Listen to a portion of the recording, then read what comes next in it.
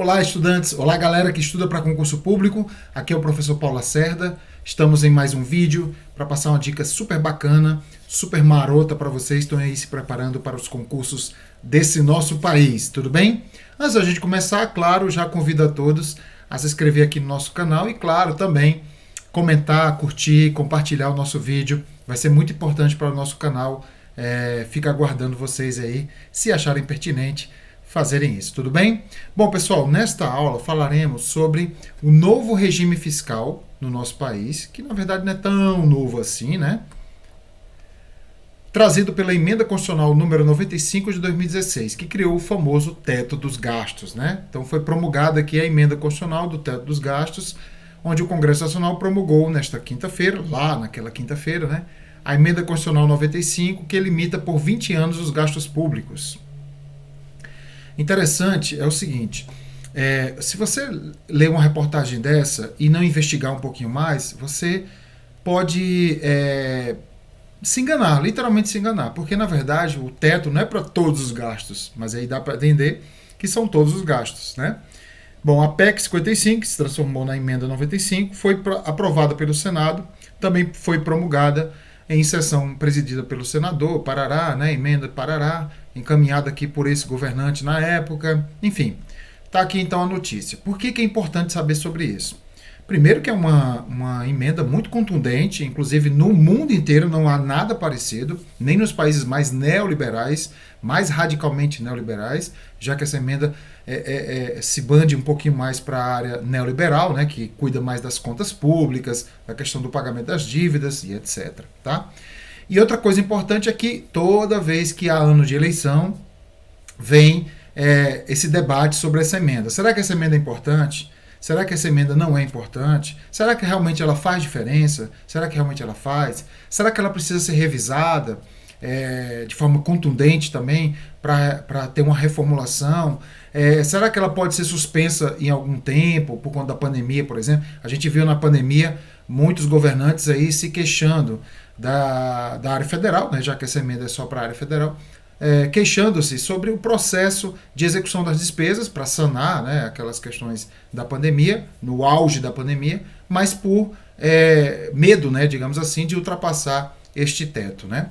Então, fica esse debate aí, todo ano de eleição, candidatos falam que vão eliminar a emenda, outros dizem que vão aperfeiçoar, outros dizem que vão flexibilizar, outros dizem que vai continuar. Então, essa aula também tem essa função de te preparar, entendeu? Para você conhecer. Quando um candidato, por exemplo, estiver falando sobre a Emenda Constitucional 95, que é o novo regime fiscal, que criou o teto dos gastos primários, você vai ler a reportagem, vai escutar aquele candidato e vai saber, ele está falando besteira. Ou então, ele está falando uma coisa correta aqui, segundo a legislação.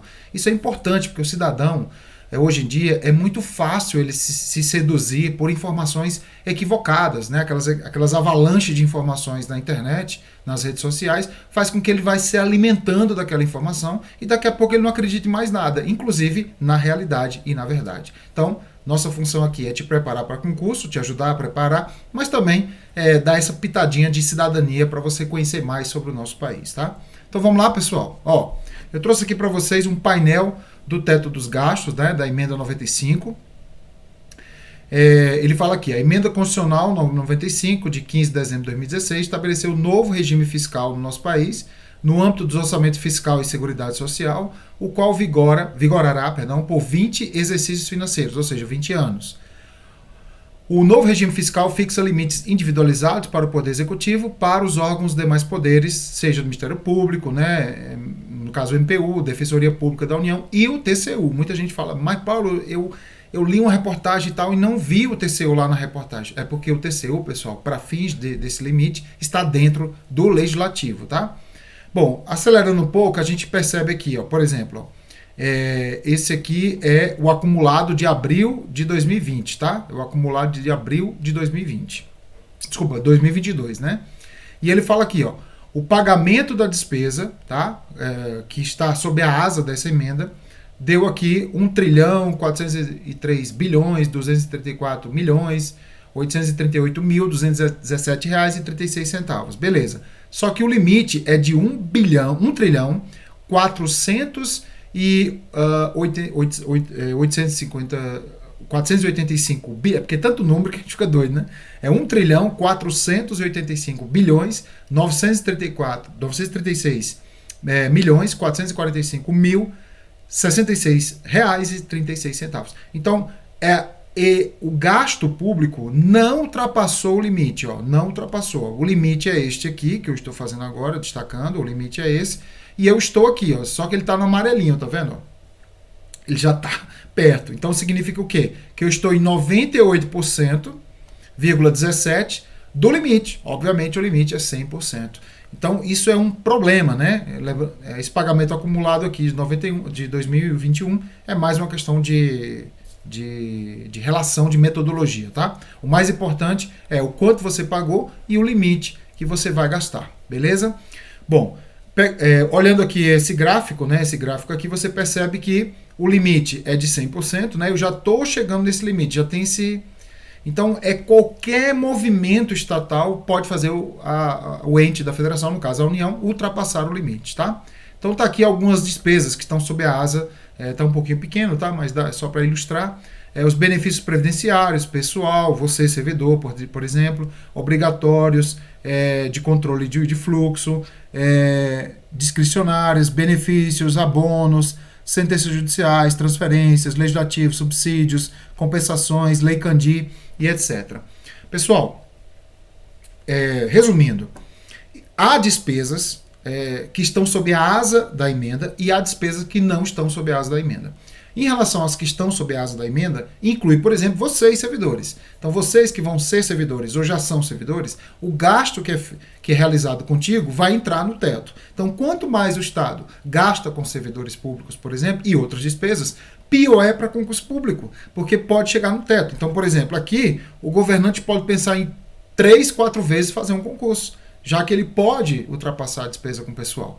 Ah, mas se for uma substituição, tá, a pessoa faleceu, se aposentou... Por exemplo, se faleceu, tudo bem, vai substituir, o gasto não altera. Mas, por exemplo, a pessoa que se aposenta, ela vai ganhar menos que a atividade. Óbvio que não vai ter hora extra mais, né, auxílio, nem nada. Mas ela continua a receber da Previdência. Isso entra no gasto da despesa primária. Então, isso pode comprometer também os concursos públicos, tá? Então, é importante que a gente entenda isso, para na hora que a gente for debater, discutir, escolher um governante, que é o caso mais extremo, a gente tenha noção sobre essa emenda, tá? Então está aqui um anuário, esse anuário foi tirado lá do Tesouro Nacional, né? Então são dados oficiais, pode ficar tranquilo que são dados oficiais, não é fake news isso aqui, tá? Bom, feita essa ilustração para você ver como é que funciona esse processo de acompanhamento, porque isso aqui é mais um controle, né? Isso aqui é mais um controle. Então o controle da despesa com primária, não é despesa com pessoal não, tá gente? É despesa primária, que inclui a despesa com pessoal. Bom, a Emenda Constitucional 95, que instituiu um novo regime fiscal ou o teto dos gastos, ele é aplicado apenas à União. Já vem uma pegadinha na prova, né? Ele já diz que é aplicado a estados, municípios, etc. Apesar de já ter movimentos em estados e municípios para editar suas emendas lá, suas leis orgânicas, constituições estaduais, para ter algo análogo. Ele é aplicado só ao orçamento fiscal e seguridade social. Ele não é aplicado ao orçamento de investimento, tá, gente? Cuidado. Ele não é aplicado ao orçamento de investimento. Outra coisa importante, ele é aplicado apenas às despesas primárias. Exemplo, saúde, gasto com educação, pagamento de servidores, compra de combustível e etc. Se cair na prova despesa não primária ou financeira, ela não entra. O que é uma despesa não primária ou financeira? São aquelas despesas que advêm, por exemplo, de endividamento.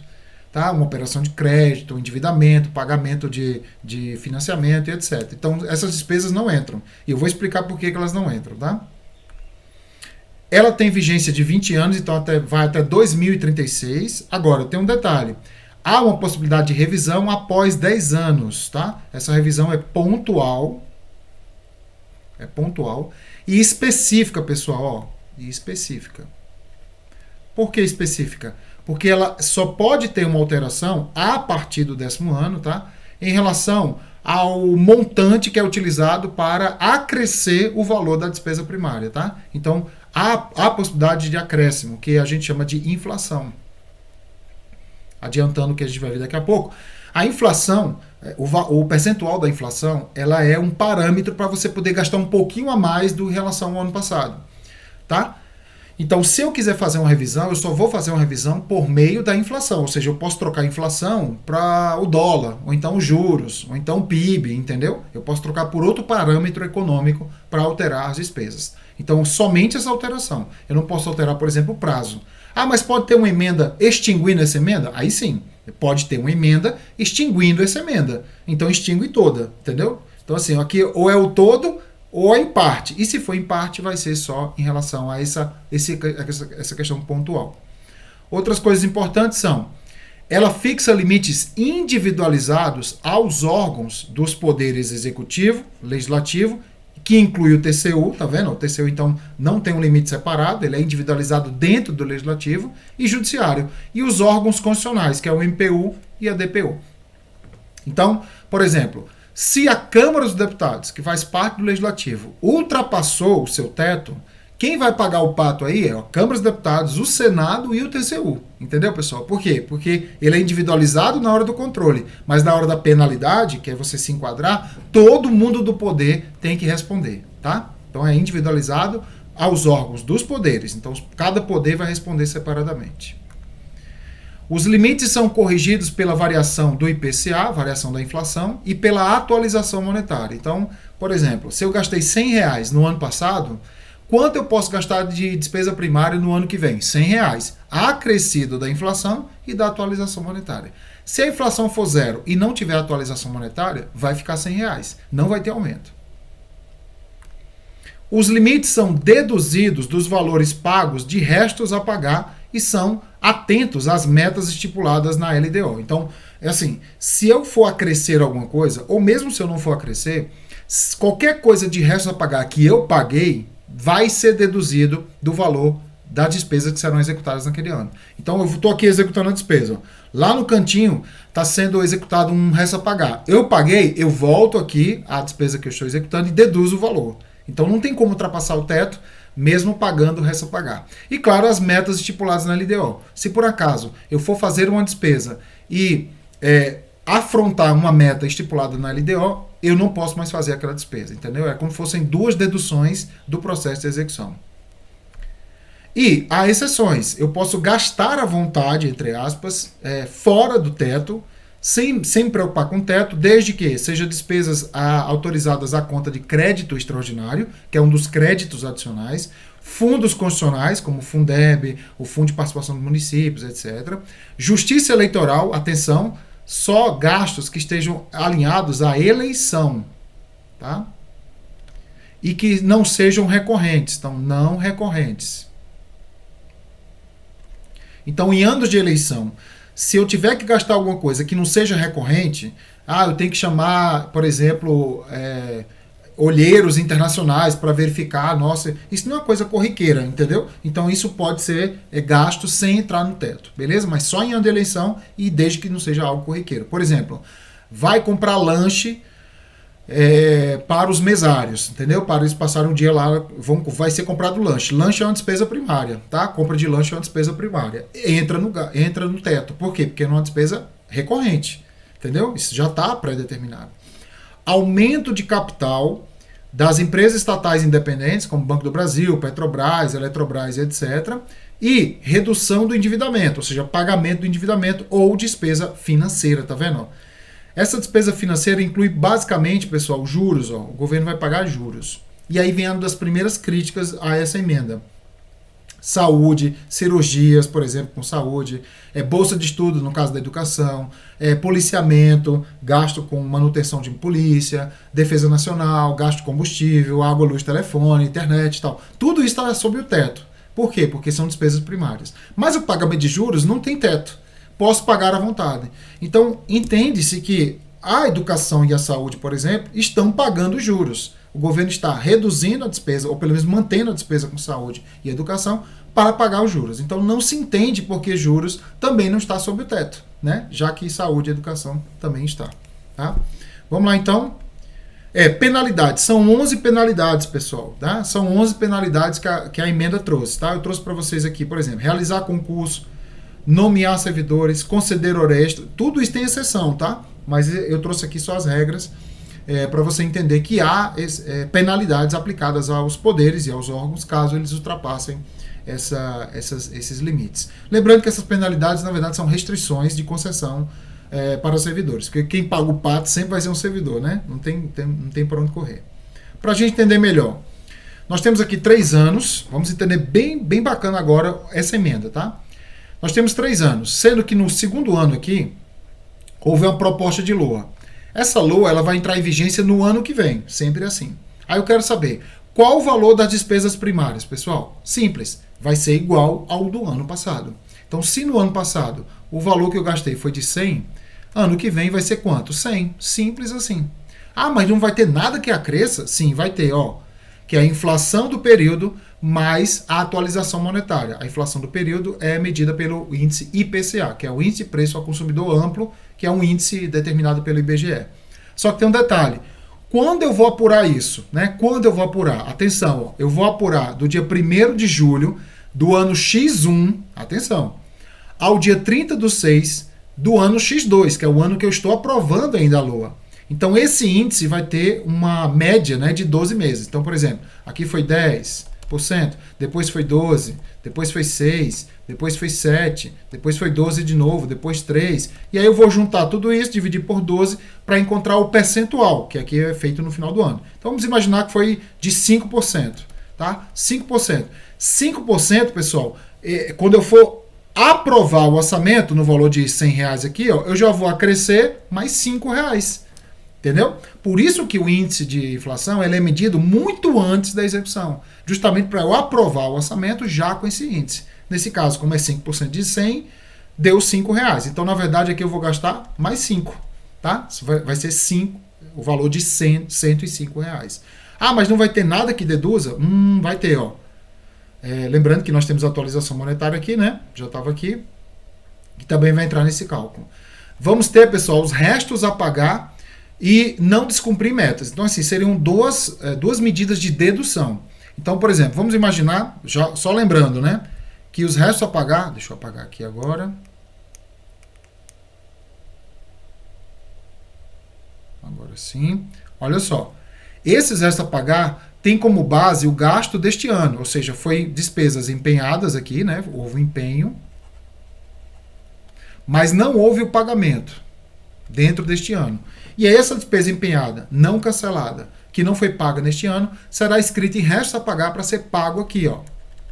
Se houver o pagamento, eu vou ao valor que eu estou executando neste ano, que é o ano X3, e vou deduzir. Por exemplo, eu paguei 5. Opa, então voltou a ser o quê? Ó? R$100 mais 5, tá? Vai dar 105 menos 5, que é o valor de resto a pagar. Então, na verdade, voltou a ser 100, tá vendo?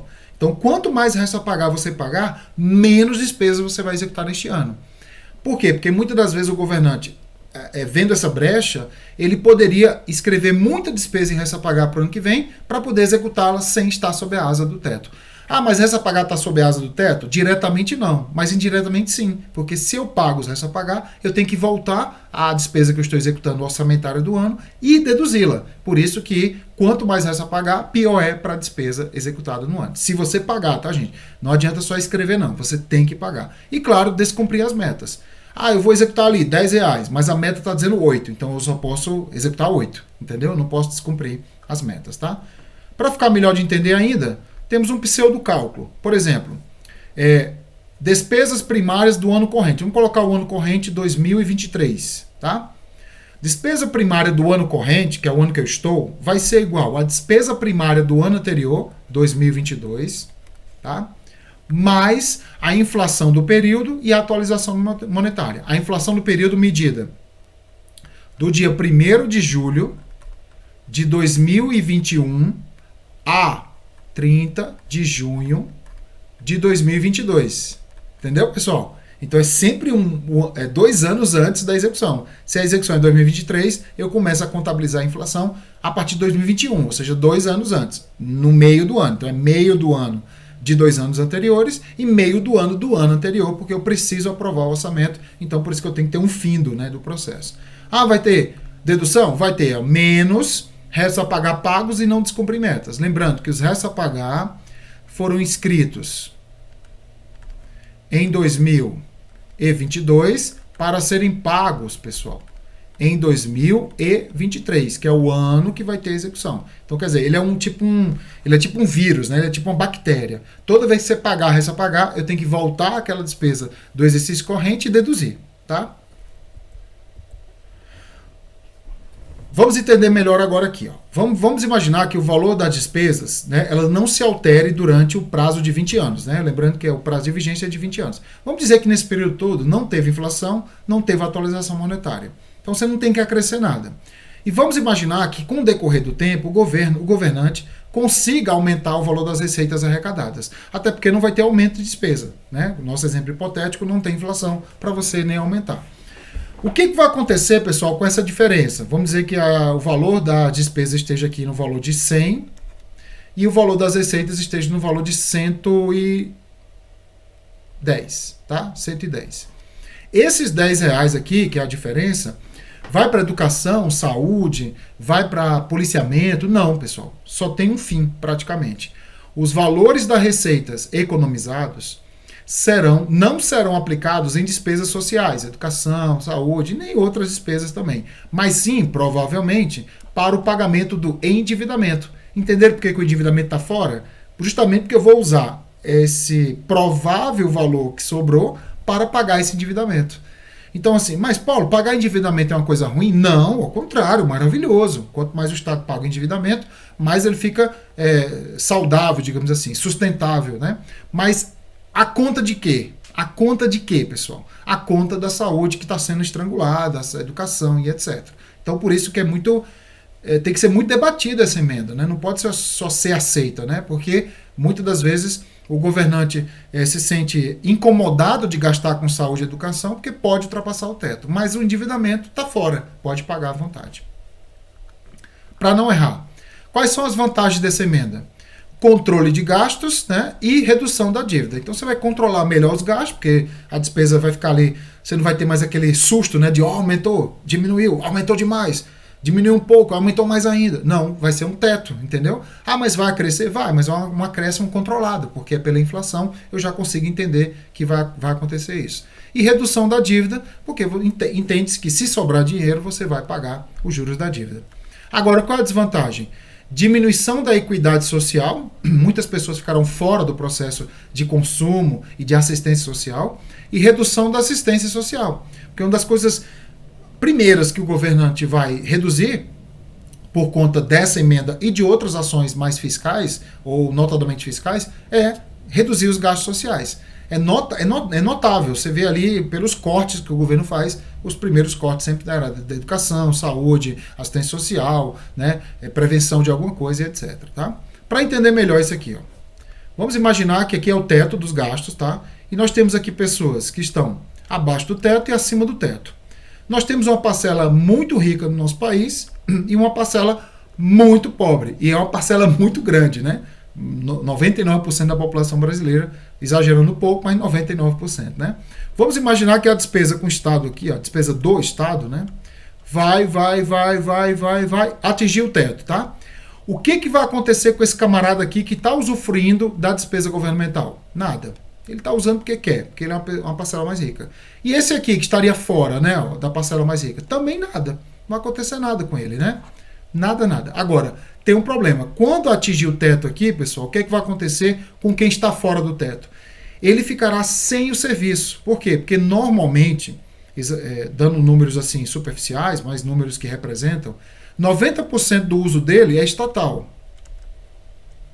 Ele é um beneficiário de um programa social, ele estuda em escola pública, ele estuda em universidades públicas, ele usa transporte público muitas das vezes, não só aquele transporte público concessionário, mas tem muita cidade no Brasil que o transporte ainda é público, é bancado pela prefeitura mesmo, né? Ele é um estudante, por exemplo, que usa de ticket, né, de estudante para poder andar de graça nos ônibus. E aí, só 10% ele consome por fora. Então, é uma parcela do Brasil que usa muito do Estado, porque é uma parcela muito pobre, né? A pobreza é muito grande aí no nosso país. Então, o que vai acontecer quando atinge um teto? Essa parcela mais rica, ela continua a ter acesso aos serviços, predominantemente privados, obviamente, né? Porque eles já consomem privados. E esse camarada do lado direito aqui, ó, ele não consegue mais consumir, porque o Estado atingiu o teto. Ou muitas das vezes está perto de atingir, ele já corta isso. Então, este camarada aqui, da parcela mais pobre, ele não vai ter acesso ao serviço, que provavelmente o único que ele vai ter acesso é do Estado. Então, ele vai aumentar a iniquidade social, ou seja, ele vai diminuir a equidade social. Pessoas vão continuar a usufruir de um serviço tal e outras pessoas não, porque o Estado é que dava essa assistência para ele. Então é um dos grandes problemas nessa desvantagem aqui, tá? Agora, claro, qual é a vantagem de ter o teto? É que se sobrar um dinheirinho aqui, tá? Sobrar um dinheirinho, não vai para atender essa pessoa, tá? Porque ele está fora do teto, já atingiu o teto. Ah, mas Paulo, tem dinheiro sobrando. Não, aqui não é história de dinheiro estar sobrando. Dinheiro pode estar sobrando ou não. O fato é, atingir o teto, pode ter sobrado dinheiro, que ele não vai para assistência social. Ele vai para pagar juros, tá? Juros. O que é uma coisa boa, tá, gente? Não é ruim não, tá? Mas a conta de quê? Né? A conta de que despesa? Quem está pagando isso? Né? Então a gente tem que levantar essa bola aí. Vamos ver como é que cai em prova, tá?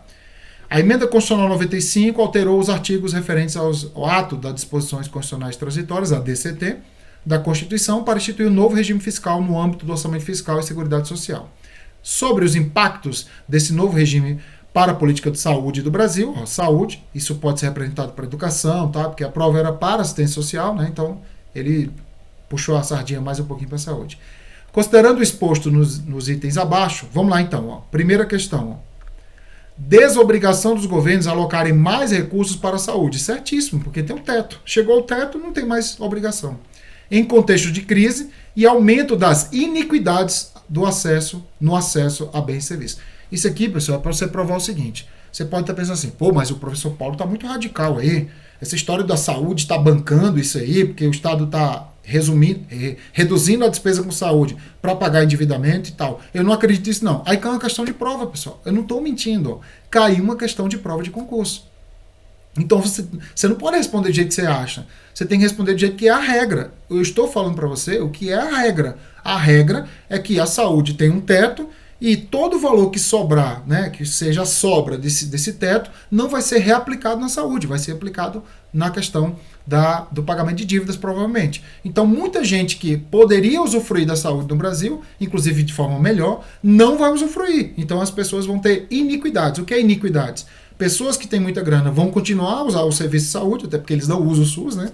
E as pessoas que usam o SUS não vão usar. Então, isso gera um desequilíbrio na oferta de serviço, e não da demanda, mas na oferta de serviço. Tá?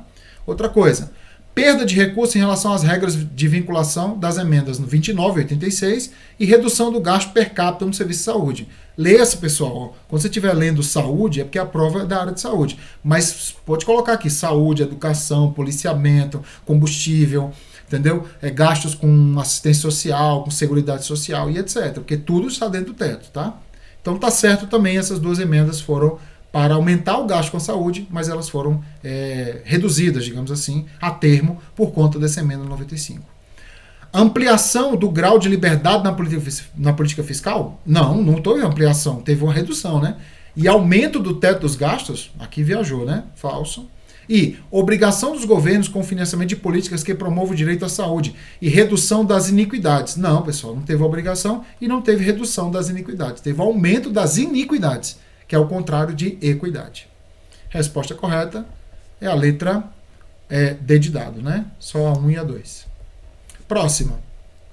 Desde 2017, a política fiscal brasileira vem sendo subordinada a uma nova regra, introduzida pela 95 de 2016, conhecida como teto dos gastos. A principal característica dessa regra é que, vamos lá, impede o aumento dos gastos públicos em rubricas importantes, como educação, saúde e transferências sociais. Gente, não impede o aumento, impede o reajuste. Pode ter aumento? Lembra que pode ter aumento? Ó, que é a inflação do período, medida pelo IPCA, e a atualização monetária. Então não vai ter, não impede o aumento, impede o reajuste, que seria o acima dessa inflação. Permite a expansão, viajou, expansão jamais. Permite o aumento das despesas primárias totais do setor público em termos reais, nos períodos em que for confirmado o aumento dos fluxos de arrecadação. Não é no aumento. Entendeu? Lembra que quando atingir o teto pode ter aumento ou não, que não vai ter esse gasto, né? Não vai ter aumento de gasto. Por exemplo, você estipulou na sua casa que o teto para se gastar com lazer é de R$ 100 por dia na sua casa. R$ 100. Isso é uma estipulação. Você não pode mudar mais, tá? E de repente você acerta na Mega Sena. Você ganhou R$ 100 milhões na Mega Sena aqui no Brasil. O que vai acontecer? Nada. Você não pode gastar mais do que R$ 100. Olha que loucura essa emenda, né?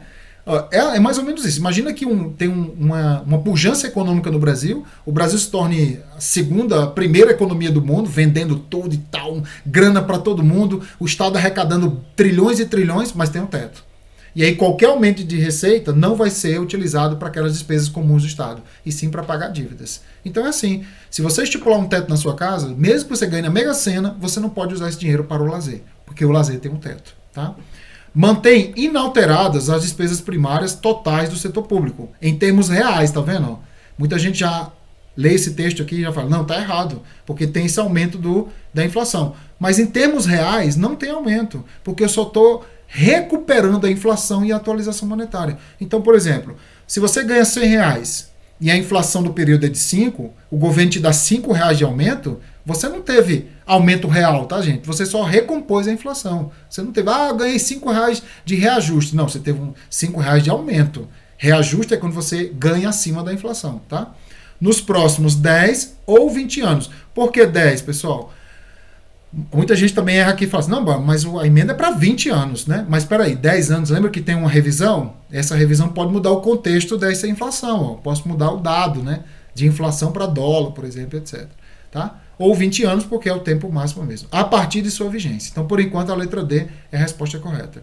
E mantém inalteradas as despesas primárias totais do setor público, correto. Em termos correntes, não em termos correntes, em termos reais. Então, realidade é quando você ganha acima da inflação, tá?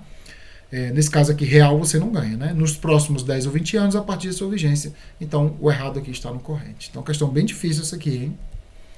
As despesas financeiras, também conhecidas como não primárias, advém de endividamento, decorrente de operações de empréstimos do Fundo Nacional da Cultura, então o Estado fez um empréstimo para a Fundação Nacional da Cultura, não se submete às restrições impostas pela Emenda 95, que estabeleceu o teto dos gastos. Não se submetem ou se submetem, pessoal? Tá correto, ó, não se submetem.